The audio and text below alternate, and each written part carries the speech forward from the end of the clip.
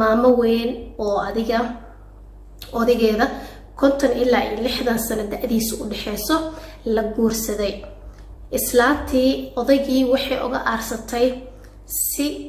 uusan filanaynin ayay uga aarsatay.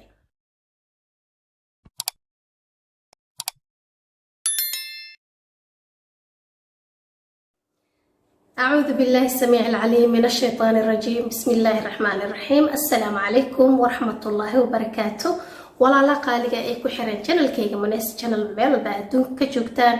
إنا إيكو وضع عافمات قبتان رجينا فضلنا دانكو عصبتان channel سبسكرايب نوصار سيدو كان مقالك لايك تنوصار فيديو غان أصحاب تادا نوغو شير كري وحي رايقا غانا قيبت كومنتي غانا نوغو ريب آتي أي أما سنتين ولا لا عصب إي ولا ليه هور إلي جوغي جرتماتين وحايد اللي هاي قعم فرن قلب سافية كسود لواذا دمانتينا ومركلة إي مقال كلام عصب إي ولا شيني مونا مسكين تيريدو دبي ذكوك صلاوتي مالمهان آتي أنا وحنون صبيسا هور إذكوك شيء هرقبا إهاي وحاكالنتو هادي إي وهلية قوس حنون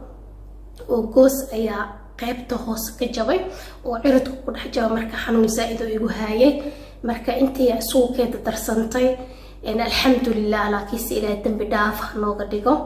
انت حنوصلنا الله نوع عافية انت عافمات خبتنا إلها وزيادية آمين يا رب العالمين. قصة دي نورتي انت آنا وقود قلن مركو هوري عن قوة الصلينو النبيين محمد. اللهم صل وسلم وبارك على سيدنا محمد صلى الله عليه وسلم.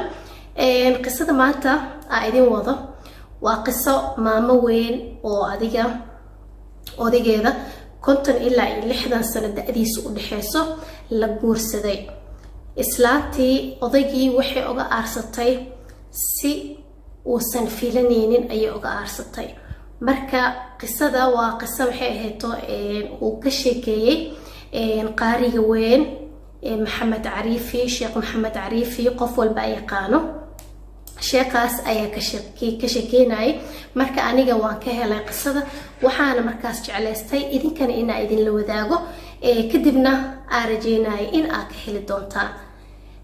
qisada horta marka hore waxay ku bilaabanaysaa sheekh maxamed cariifi ayaa waxaa soo wacay nin markaas muxaami ahaa ama lawyer ahaa ayaa soo wacay asaga oo markaas dhahayo waxaan rabnaa inaa arin naga caawisid oo aan xal u weynay ayuu markaas sheekha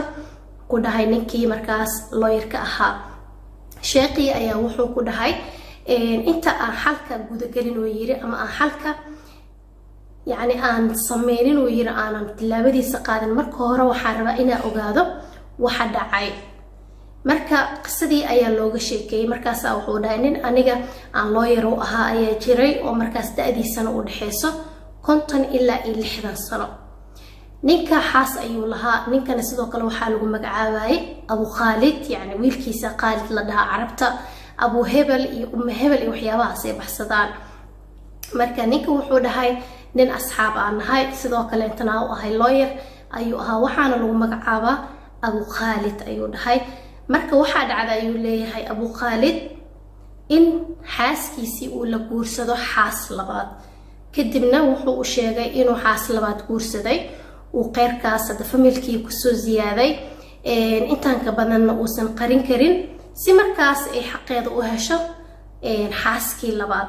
لكيس خالد أضيجي وحاكونا هاي بد كنيت أي أسكو كعيه واتقيلسي مسيرتي عرك قشي قيلسي بوقضي أضيجي بوق يربشو يتفشيش كفرتي. أضيجي مركا أبو خالد أها وحوس isku day inuu xaaskiisa dajiyo laakiinse waa uu dajin waayay maadaama ay aad u kacday islaantii. waa islaan yani waqti hore la qabay ilmahoodii weynaadeen qaangaareen maxay ahayd jaamacada dhiganayo oo hadda xaas kale la guursaday. yani waa dareemi kartiin xanuunka ay leedahay. mana u xirno masiirka xaas yar ama xaas weyn da uma xirno. يعني نبينا محمد عليه الصلاة والسلام أي حاسس كيسي مسير جري وقتكي مركا انت هدا قداشيس أنا محاس ليدين وين مسيرة يعني هدي أي يرتاي هدي أي وين تابع قفت الدمرتا تاس وشي يعني أي كوذا سميين والدمر كودا نكي سوى البحاس كيسي هدي وأسكوب داي إنو قنعيو وقنع وايي markaasa ugu dambeyn waxay ugu soo gunaanaday waxay tiri waxaa rabaa haddii aad rabtid inaan qanco guriga weyn inaa magacayga ku qorto odaygaana gurigan wuxuu u ahaa raasimaalka kaliya uu leeyahay hantida kaliya uu leeyahay hantidiisa oo dhan ayuu isugu geeyay gurigaas ay markaas deganaayeen wuxuuna ahaa guri aad u weyn oo familka oo dhan ay wada deganaayeen waxay tiri haddii aad rabtid inaa aniga raali noqdo oo ay raali gelisaday tiri gurigaas waa inaa magacayga ku qortaa markaasaa odaygii Abu Khalid wuxuu dhahay waxa aniga leeyahay adigana waa leedahay waxa adiga leedahayna aniga waa leeyahay maadaama ilmaha wada dhalnay wax walba waan wada leenahay intaas kaliya haddii ay tahay waan kugu qoraa ayuu dhahay gurigii Khalid marka waxay dhahday waxaan rabaa inaa wax walba soo dhameysid warqadii aad ka soo dhameysid maxkamadda magacayga lagu wareejiyo guriga oo lagu saxiixo tii ayaana dhacday oo gurigii waxaa lagu wareejiyay Khalid ayaa lagu wareejiyay oo lagu qoray ayada ayaa milkiisay gurigii marka waxay tiri hadda wixii ka dambeeyay hadda Ilaahay suuqiin barakeeyo adiga iyo xaaskaaga cusub noloshaada cusub fiirsay tiri waqti la soo qaado jawi la soo qaado mar walba waxay tiri gurigan waa ku furan yahay familkaaga waa kana oo ku joognaa wax aan ku qabo ma lahayd tiri aniga waa ku cafiibo odaygii islaantiisii israaceen magaalada laga baxay maasha Allah waqtiga la isla soo qaatay aroosa la isla soo galay shaar casala la isla soo qaatay kadibna intii uu maqnaa ayaa Khalid waxay sameysay gurigii beecay gelisay waa gurigii markaas odaygeedii oo ayada ku saxiixay waa gurigii beecay gelisay beec ugu horeeyay ee markaas soo baxayna waa ay ku beecisay oo waa ay ku gaday waliba lacagtaas lacag markaas guriga u qalma ma uusan ahayn oo lacag yar ay ahayd hadii ay sii sugileed waxa laga yaabi lahaa lacag aad u badan inuu u gooyo gurigii laakiinse waxay istirintu odayga maqan yahay hadda waxaan waxay tirnoo qab iyo qorto ku keenay dhahday bas gurigi markii ay gaday ee ogaatay lacagtii inay jeebkeedii ay gashatay guriga ijaaratay ayadii iyo caruurteedii gurigii u guureen gurigina ee dadkii kale inta markaas laga gaday ayaa ku wareegay odaygii Abu Khalid ahana iska maqan yahay xaaskiisii oo iskala soo baashaala jawi iyo waqti iyo romantic iyo waxa ku dhahay uu la soo qaadana markii uu soo miir degsaday odaygii uu soo laabtay xaaskiisii wuxuu geeyay gurigii markaas reerkeeda ayuu geeyay kadibna wuxuu isdhahay xaaskaagii iyo caruurtaadii iyo gurigaagii balhe aad maadaama xoogaa muddo ka maqnayd odaygii Abu Khalid waa ka soo baxay gurigii ka soo dhacay gurigii markii uu yimid wuxuu arkay gurigii oo waxyaabo badan laga bedelay wuu yaabay wuxuu dhahay maxaa guriga ka qaldan hadii uu saas gudaha uu sii galayna wuxuu ogaaday gurigan inay dad kala degan yihiin arintii ayuu markaas isku sii dayay inuu sii ogaado wuxuuna ogaaday gurigii inay xaaskiisa gaday oo dad kale ay ka gaday dadkiina ay degan yihiin odaygii waa ka yaabay madaxa gacanta saartay arintii waxa ku dhahay waaga ku bariyay arintii waaga ku bariyay odaygii muxuu wax ka qaban karaa waa islaantii Khalid aheedo wacay markii waxa idinka ilaaba waxay ahayd markii ay guriga gaday kadib waxay sameysay dacwad ayaa waxay u dirtay maxkamadda ayada oo markaas rabto in laga furo maahan in yani furin ay dalbanayso maahan waa furin yani qasab waaye wax ay dalbanayso ma qasab in looga furo odaygii marka waxay dhahdeen ninkaas ma rabi waa in laga furaa oo ifuraa oo yani ma rabino odaygii markii uu gurigii yimid uu arintiina ogaado waa ta islaantu wacay kadibna dhahay Khalid maxaa kugu dhacay sidee wax u jiraan maxay tahay gurigan la gaday maxaa qaldan maxaa gadaashay iga dambeeyay sidee wax u dhaceen markaas waxay tiri aniga war badan u baahniye maxkamadda ayaa lagaaga baahan yahay inaad tagtid ani adigana furiin kaliya ayaa noo dhiman wax naga dhaxay labadeena mala telefoonkii ku damisay bas markaas intuu ku celiyo hadana wuxuu dhahay maxaa kugu dhacay bal nabiga kusalay ilaahay mataqaanid miya maxaa ka qaldan soomihi ilmahaaga aabahooda maxay tahay sidaan xumaatada ka buuxdo xumaatada aniga ila dhaqmeyso bal aan wada hadalno guriga imaado islaantii waxay dhahday guriga waa imaan kartaa ilmaheedii la hadashay waxay ku tiriyuusan iisoo gudbin qolka martida ha joogo meesha ku wada hadleena odaygii gurigii tagay qolkii martida gudaha laga celiyo albaabka hore qolkii martida maxay hayto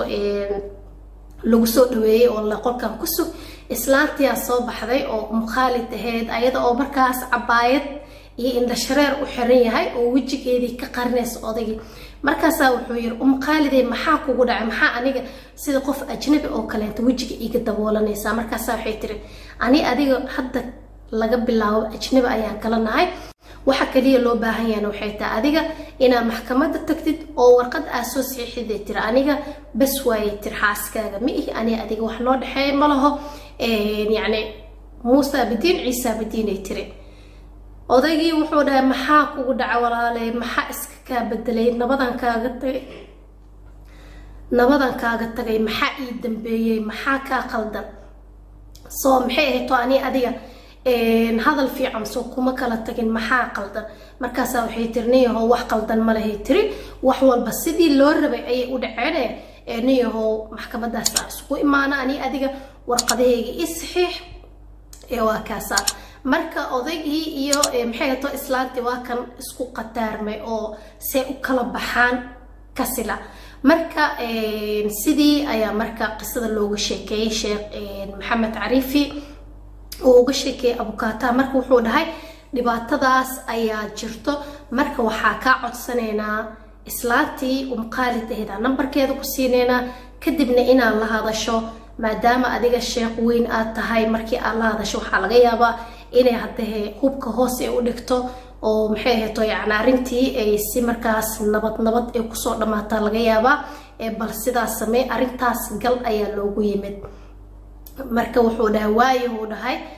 sheekhi nambarkii la siiyay xili markaas maghrib ahayd ayaa wuxuu wacay islaantii Khalid ahayd ayuu wacay wuxuuna ku dhahay Khalid soo adiga ma ahan ha ay ku tir markaas wuxuu dhahay aniga Maxamed Cariifi ayaa ahay sheekh waa taqaana Sheekh Maxamed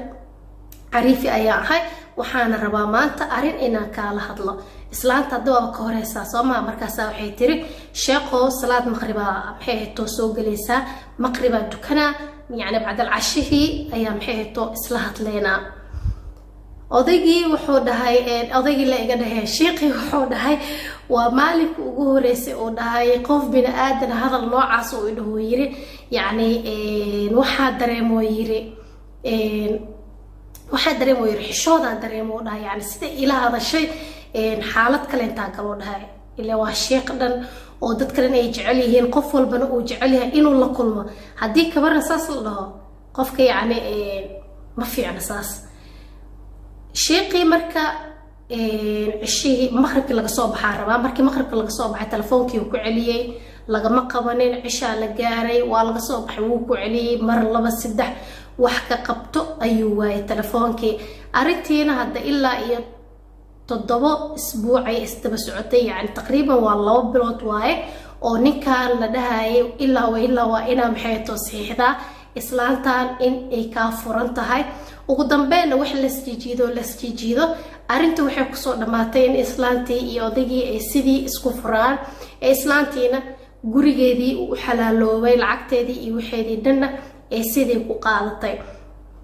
marka qisadaas maanta jeclaysay ahayd ina idin la sheer gareey waxaan rajeynaa ina ka heli doontaan hadii aad ka heshaan oo halka like saara sidoo kale videoga asxaabtiina u sheer gareeya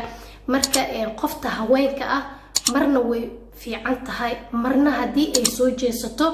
adduunka oo dhan isku ka gidinaysa marka qofta dumarka mar walba waxa fiican intii ka sii jeedo inaadan isku soo jeedinin ninka marka ugu horeys fudeedka qaada waxay ahayd guriga ayuu saxiixad oo dhila ani adiga wax ma kala lihin oo isla leenahay intaas oo taagnaa la yani waxay ahaan lahayd arin markaas xal ama daba qabasho lahaato laakiin uu fududaaday gurigii uu ku saxiixay ayadana waa qof masiir haayay waa qof arsi u socotay waaye odayga waxa ku dhahay laba ibrey dirtay gurigeedii iyo waxeedina ayada qaadatay marka waxa fiican qofta dumarka ah mar walbo ina isku daydid ina marka hore adiga aad dajisid wixii tartiiba ugu sheegtid kadib arinta aad ku dhaqaaqid laakiin hadii maxay ahayd ayaa mugdi oo dashaq aad aniga xaasan qaba la soco arinta yani filan way ku noqonaysaa arin ay ka filanaysay ma ahan marka adigana mar walba waxa ogaataa in adigana filan waa badan sida tan oo kale ay kugu dhici doonto amaba ka xun ay kugu dhici doonto. marka walaalahayga qaaliga ah qisada meeshaasay ku eg tahay. marka sheekii wuxuu uga sheekeynayay markaas dad markaas uu khudbad u jeedinayay ayuu uga sheekeynayay. marka qiso aad iyo aad yani ugu cibar qaadasho ah waaye. naagaa mar hadday aarsi usoo jeestaan oo ay ka aarsanayaan. marka waakaasa insha allah inta qisadan qiso lamid ah ku kulmi doono waxaa idinka kasii tagayaa walaalahayga qaaliga ah. wassalaamu calaykum waraxmatullaahi wabarakaatu.